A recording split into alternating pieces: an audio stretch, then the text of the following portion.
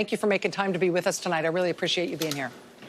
Thank you. Good to be with you. I know that it's been a long day. It's been a long few months for you as you've led this process.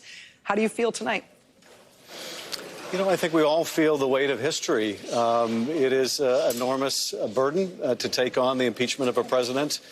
But if ever an impeachment was justified, this was it. The president so graphically, so flagrantly abused the power of his office, compromised the nation's security, betrayed an ally, jeopardized the integrity of our election. I mean, how could we not act? And what's more, the president has continued to threaten to do more of the same. As to the president's obstruction of Congress, there has never been a more clear-cut case of obstruction. Certainly what Nixon didn't approach the full-scale blanket nature of this president's obstruction of the Congress. So he left us no choice. At the same time, it doesn't make it any more pleasant. It doesn't make it any easier. And I think we're all feeling the weight of that responsibility tonight. Once the articles passed and the president was impeached tonight, you joined other leaders from the House Democratic caucus and spoke at a press conference in which you made very pointed remarks about what happens next in the Senate and raised very pointed questions about whether or not the Senate will, in fact, conduct a fair trial of the president. Let me just ask you about the nuts and bolts in that. There was a lot of back and forth involving the Speaker as to when and whether the House will actually convey these two articles of impeachment over to the Senate to start that process of that trial. Can you give us any update on that and whether or not you and your colleagues in the House believe that you essentially have leverage over the Senate to try to force them to announce more bipartisan, more, in your words, fair rules? Well, Rachel, I think at this point, really on the immediate aftermath of this historic vote to impeach the president, we're not thinking much beyond this evening, except to this degree, and that is the American people want to hear the evidence. They want to hear from these witnesses that the president has refused to allow to testify. And the American people know there's a whole mountain of documents, many of which are going to be deeply incriminating, that they want to see. And the question is, will Mitch McConnell do what has been done in prior impeachments and in the last that went to trial? That is the Clinton impeachment. Will he negotiate with Chuck Schumer, or will he, as he has indicated, sadly, merely do the president's bidding? We ought to provide for these witnesses. I think the senators should be forced to go on record. Do they want to see the evidence or don't they? Do they want the American people to be able to get a sense of the full scope of the president's misconduct, or don't they? And they should have to justify that. But look, I hope that they will get to yes on a trial that allows the American people to see the full body of the evidence.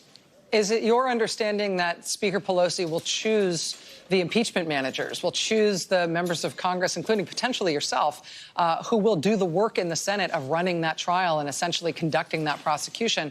Will she make that choice soon? Will that be happening while you're still in town as of tomorrow morning? Or do you expect that that's something that might happen in the more distant future?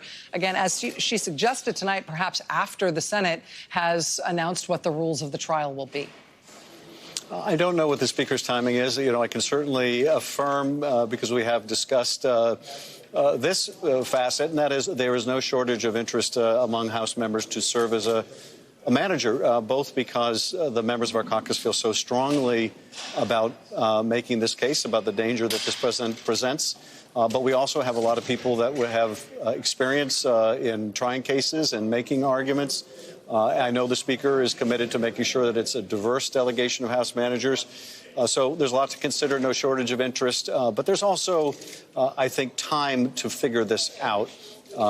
And I would hope, as the Speaker works on the decision about who ought to comprise that team, that we get some guidance from the Senate about whether they're going to really allow a credible trial. Let me ask you about part of this that remains under your purview, even now as the impeachment effort has produced these two articles against the president.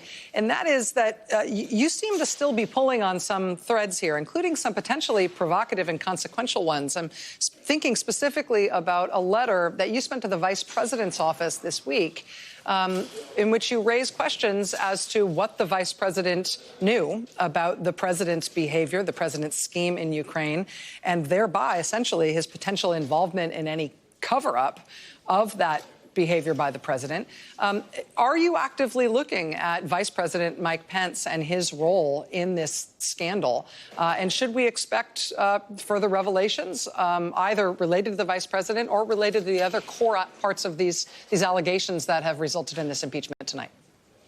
Well, we have acquired a piece of evidence, a classified submission by Jennifer Williams, something that she alluded to in her open testimony, that in going back and looking through her records, she found other information that was pertinent to that phone call that we had asked her about and made that submission.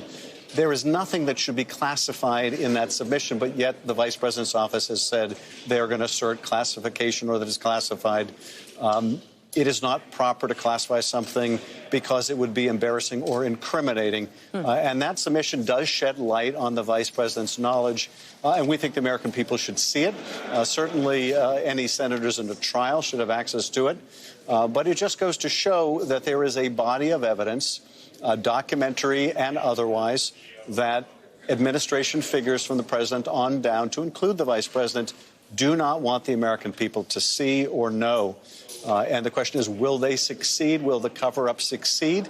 Or will the Senate insist on what we were not able to obtain in the House, and that is a White House that will comply with lawful process?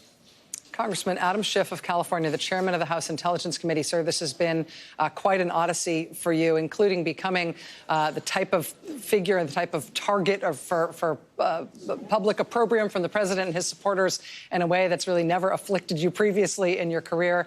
I know this has just been an incredible time in your own life and your own career. Thanks for being with us on so many of these nights as history has been made, and thanks for being with us tonight.